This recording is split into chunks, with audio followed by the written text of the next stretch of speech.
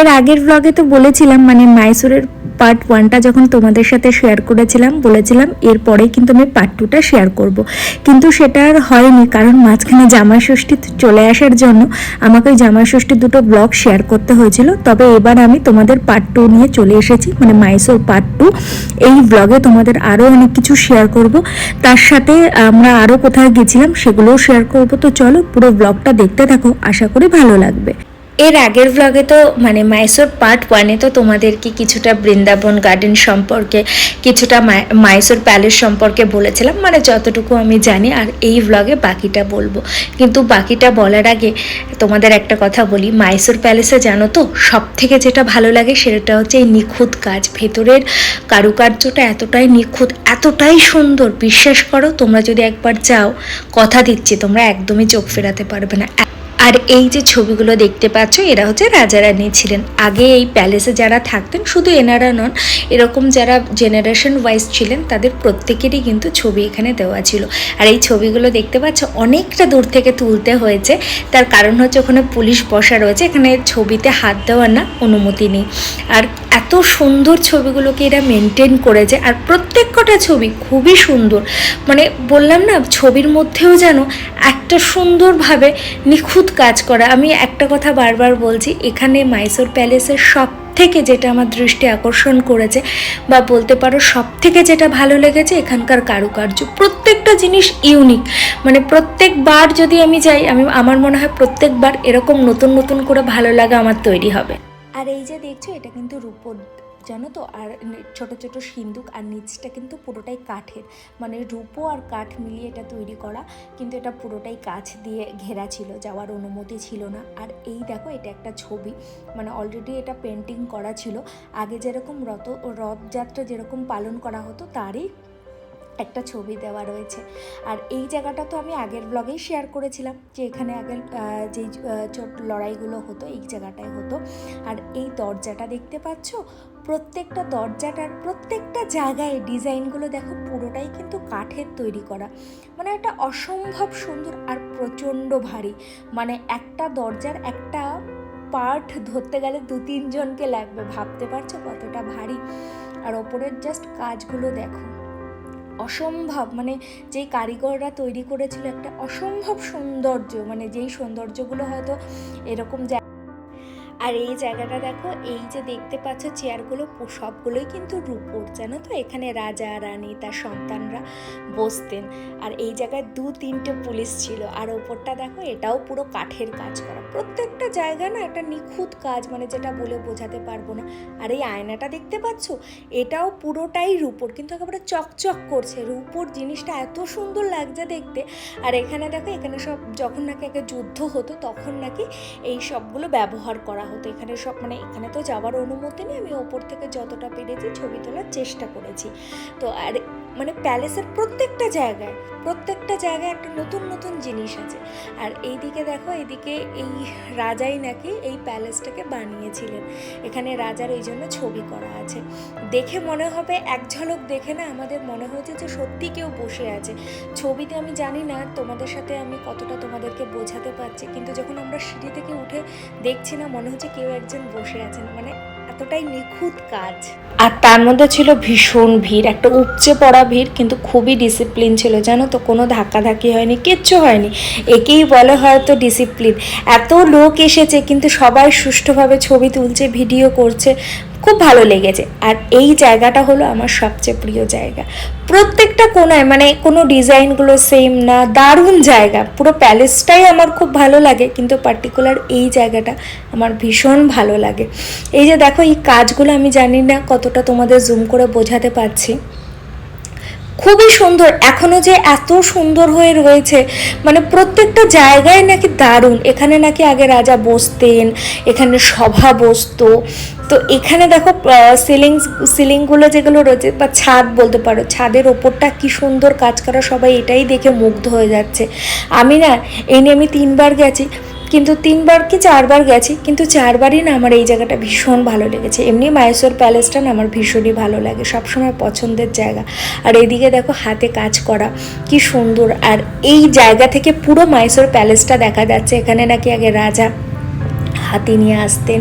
তো এগুলো শুনছিলাম, আসলে সেভাবে তো কোনো গাইড ছিল না, সেই জন্য আমি তোমাদেরকে পুরো তথ্যটা দিতে পারছি না। তার জন্য আমি তোমাদের কাছে ক্ষমা চেয়ে নিচ্ছি, কারণ আমি পুরোটা জানি না, তবে যতটুকু জানি তোমাদের সাথে শেয়ার করার চেষ্টা করছি। আর ওপরের এই কাজটা দেখো, কি বলি বলো তো, কিছু কিছু জিনিস না বলা যায় না, শুধু দু চোখ ভরে দেখতে হয়। আমার মনে হয় দু চোখ ভরে দেখলে যেন সেই সার্থক হয় চোখটা, তাই না? আর এইদিকে দরজাটা দেখো, কাঠের ওপরে না ফাইবার দেওয়া, আর ভেতরটা পুরো ফেব্রিকের ওপর কাজ করে, এবং এই ফেব্রিক নাকি দীর্ঘ বছর ধরে আছে, কিচ্ছু হয়নি। মানে কি সুন্দর কাজ করা, দেখো কারুকার্যটা কি সুন্দর, কি দারুণ। ওই যে বললাম না দারুণ, এটাই হচ্ছে রাজাদের। সত্যি তখনকার সময় জিনিসগুলো এত সুন্দর ছিল, এত ভালো ছিল। শুধু দেখো এই জায়গাটা, সন্ধ্যাবেলায় তো ভেতরে আসার অনুমতি নেই, কারণ বাইরে থেকে তোমাদের দেখতে হবে। তো তোমাদের এই পুরো মাইসোর প্যালেসটা দেখতে হলে কিন্তু দিনের বেলাতেই আসতে হবে। আর এইটা দেখো রূপোর দরজা, এরকম রূপোর দরজা আরও অনেক ছিল। এই রূপোর দরজার ভেতরে মানে ওপরেও এত সুন্দর সুন্দর কাজ, আর ওপরটা দেখো পুরোটা কাঠের কাজ, আর ঝাড়বাতিগুলো কি সুন্দর। আর ওখানে দেখো রানী রয়েছে, মানে ওখানেও আগে নাকি সভা বসতো, আর ওপরটায় সবাই থাকতো, মানে রাজারা বা যারা নাকি মানে সভাতে থাকতো উপস্থিত, তারা নাকি ওপরের ঝুল বারান্দাটায় নাকি সবাই বসতো। তো সব মিলিয়ে না একটা অপূর্ব জায়গা। দেয়ালটা দেখো, কি বলি বলো তো, ওই যে বললাম একই কথা আমি জানি, বারবার বলেছি। আমি আর কিছু বলবো না, তোমরা এই সৌন্দর্যটা এবার একটু দেখো, আশা করি তোমাদেরও খুব ভালো লাগবে। আর এইদিকে ঝাড়বাতিগুলো কি অপূর্ব, মানে জাস্ট চোখ ফেরাতে পারছিলাম না। আমাদের এখানে মাইসোরে দেখা কমপ্লিট, আর প্রচণ্ড ভিড় হয়েছে, প্রচণ্ড। আমরা এখন এখান থেকে বেরিয়ে চামুন্ডা মন্দিরে যাব। তো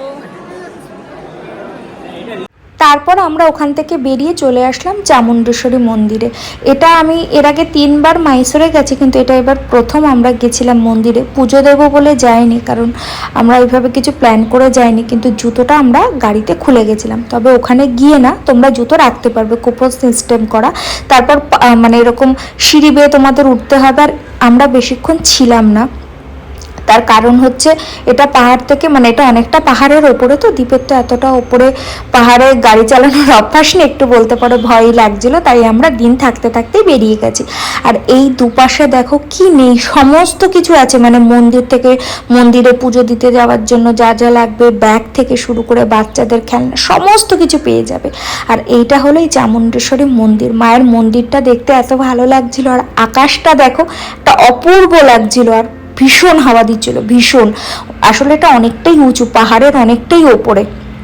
রাস্তাটা খুবই ভালো, কিন্তু যেহেতু পাহাড়ের অনেকটা ওপরে, আমরা তো এর আগে কখনো এতটা উঁচুতে যাইনি, ভয়ই লাগছিল। ইচ্ছা আছে এর পরের বার যখন যাব তখন আমরা পুজোটা দেব। আর পুজো না দিতে পারার আরেকটা কারণ হচ্ছে এই যে লম্বালম্বি দেখছো, এখানে পুরোটা প্যাকড আপ ভিড়। একটা হচ্ছে জেনারেল লাইন, মানে তোমাদের কোনো কুপন কাটতে হবে না, আর একটা হচ্ছে স্পেশাল লাইন। কিন্তু স্পেশাল লাইনে প্রচণ্ড ভিড় ছিল, তার টিকিটও আলাদা পাওয়া যাচ্ছিল সেখানে। মানে টিকিটের লাইনে আমরা যদি দাঁড়াতাম প্রায় 1 ঘন্টা মতো লেগে যেত, তারপর ধরো আবার পুজোর জন্য আর কি যেতাম। তো সব এই দেখতে পাচ্ছ এই লাইনটা, এটা কিন্তু এই টিকিটের জন্য, স্পেশাল লাইনের টিকিটের জন্য। আসলে আমরা অতটা ওইভাবে গাড়ি চালিয়ে অভ্যস্ত নই বলি আমরা তাড়াতাড়ি বেরিয়ে এসেছি, না হলে ইচ্ছা ছিল জানো তো পুজোটা দিয়ে আসবো। যাই হোক, এবার হয়তো ঠাকুরও চাইনি আমরা পুজোটা দিই, তবে এর পরের বার ইচ্ছা আছে, যদি যাই কখনো মাইসোর অবশ্যই যাব, এটা আমার একটা খুবই ভালো লাগার জায়গা। তবে সেখানে গিয়ে পরের বার পুজো দিয়ে আসবো অবশ্যই, যদি সেটা ভগবান চায়। ভগবান না চাইলে তো সেটা সম্ভব নয়। আর মন্দিরটা না ভীষণ সুন্দর। আর এখানে জানো তো খুব ছোট ছোট হনুমান আছে, হনুমানের ভয়ে আমি বেশি আর কি ফোনটাকে বারও করিনি। আর এই দেখো লাইনটা, সবাই যারা দর্শন করতে যাচ্ছে, আমি যে কতটা দূর থেকে এই ছবিটা তুলেছি তোমরা হয়তো এখন দেখলে বুঝতে পারবে। আর বাইরে মাকে আরতি দেখানোর পর সবাই বাইরে এসে সে আরতি নিচ্ছিল, আমরাও নিয়েছি, ঠাকুরের একটু আরতি নিয়েছি। ওরা যে মন্দিরে যারা পুরোহিত ছিল তারা একটা করে টিপ পরিয়েছে। আর তোমরা যদি চাও দক্ষিণাটা দিতেও পারো, আবার নাও দিতে পারো, সেখানে ওরা কেউ কিছু বলছে না, সেটা যে যার নিজস্ব ব্যাপার। আমরা দিয়েছিলাম। তারপরে এখান থেকে আমরা তারপরে বেরিয়ে গেলাম। আর এইদিকে দেখো, তোমরা যদি পুজো দিতে চাও, ওই যে বললাম সব রকম ব্যবস্থা পাবে, কিছু এমন কিছু নেই যে তোমরা পাবে না, সব কিছু পাবে। এখানে সব পুজো দিতে এসেছিল, প্রচণ্ড ভিড়। তবে সকালবেলা এসে যদি পুজোটা দিয়ে যাও তাহলে অনেকটা তাড়াতাড়ি হয়ে যায়। আমরা আসলে সকালবেলায় এসে তো আগে পুজো দিইনি, আগে পুজো দিলে হয়তো পুজোটা দেওয়া হয়ে যেত। তারপর নামতে নামতেই এই বোনটা দেখছিলাম একটা ওই সুইট কর্ন বিক্রি করছিল, তা হঠাৎ করে তো কিছু খাইনি, ভাবলাম একটু সুইট কর্ন খেয়ে নিই, কারণ আমরা এই মন্দিরে আসবো বলে লাঞ্চটাও করিনি। তারপর সেখান থেকে বেরিয়ে আমরা একটা জায়গায় গাড়ি দাঁড় করালাম, করিয়ে আমরা ভাবলাম একটু কিছু খেয়ে নিই, তো চা ধোসা এসব একটু খেয়ে নিয়েছি। আর সব থেকে কষ্ট জানো তো দ্বীপের হয়েছিল, এত ওকে গাড়িটা চালাতে হয়েছিল, আমার তো লাইসেন্স হয়নি তাই আর চালাতে পারিনি। ও তার সাথে জানো তো একটু আলুর পরোটাও অর্ডার করেছিলাম, কিন্তু খুবই বাজে খেতেছি। তারপর ভাবলাম যে রাতের খাবারটা নিয়েই যাই বাড়িতে, কারণ আমরা বাড়িতে গিয়ে রান্না করার মতন আর পরিস্থিতি ছিল না, তাই ভেবেইছিলাম আমরা একটু চাইনিজ খাবো। তাই আমি মা বাবা সবাই ভাবলাম তাহলে চাইনিজটা একেবারে নিয়ে বাড়িতে যাই, কারণ জোম্যাটোটা না ততক্ষণ ওরা অফ করে দিয়েছিল। আর পার্টিকুলার এই রেস্টুরেন্টের চাইনিজটা না আমাদের ভীষণই ভালো লাগে, তাই বাবা মাকে বললাম যে চলো আগে তাহলে চাইনিজটা কিনে নিয়ে তারপরে বাড়িতে গিয়ে খাবো। আর মায়েরও শরীরটা ভালো ছিল না, তাই ভাবলাম বাড়িতে এসে ফ্রেশ হয়ে খেলে কি সবারই ভালো লাগবে। আসলে সেই সকাল থেকে আমরা বেরিয়েছিলাম তাই জন্য। বাড়ি এসে জাস্ট চেঞ্জ করলাম, করে এখন একটু এই মেকআপ টেকআপগুলো তুলবার, ওই যে মন্দিরে গেছিলাম সেখানে সেই ওখানে যে চন্দন আছে সেটা দিয়ে দিয়েছিলাম। আমরা পুজোটা দিতে পারিনি, তার কারণ প্রচণ্ড ভিড় ছিল, প্রচণ্ড ভিড়। ইচ্ছা আছে পরের বার যদি ঠাকুর কখনো চায় তাহলে নিশ্চয়ই ঠাকুরকে পরের বার পুজো দেব। তবে মন্দিরটা ভীষণ ভালো লেগেছে। তো আর ব্লগটা বেশি বড় করব না, অলরেডি ব্লগটা অনেকটা বড় হয়ে গেছে। আমি মন্দিরের ব্যাপারে বা গেছি কেমন কি লেগেছে সেগুলো আমি নেক্সট ভিডিওতে তোমাদের সাথে শেয়ার করব। আজকের ব্লগটা এতটুকুই রাখছি। আর ডিনার অলরেডি আমরা নিয়ে এসেছি, সে তো দেখতেই পেলে। এখন ডিনার করা হবে, ফ্রাইড রাইস আছে, তার সাথে চিলি চিকেন আছে, 2 রকম চিকেন, 3 রকমের রাইস আছে। এখন আমরা খাবো, এখন 11টা বাজে। সবাই বিশেষ করে দ্বীপ প্রচণ্ড টায়ার্ড, কারণ ওই পুরো গাড়িটা চালিয়েছে, বুঝতেই পারছো সেই সকাল 9টা থেকে চলছে। তো আজকে এতটুকুই রাখছি, তোমরা সবাই খুব ভালো থেকো, সুস্থ থেকো। আবারও দেখা হবে নতুন একটা দিনে নতুন একটা ব্লগের সাথে।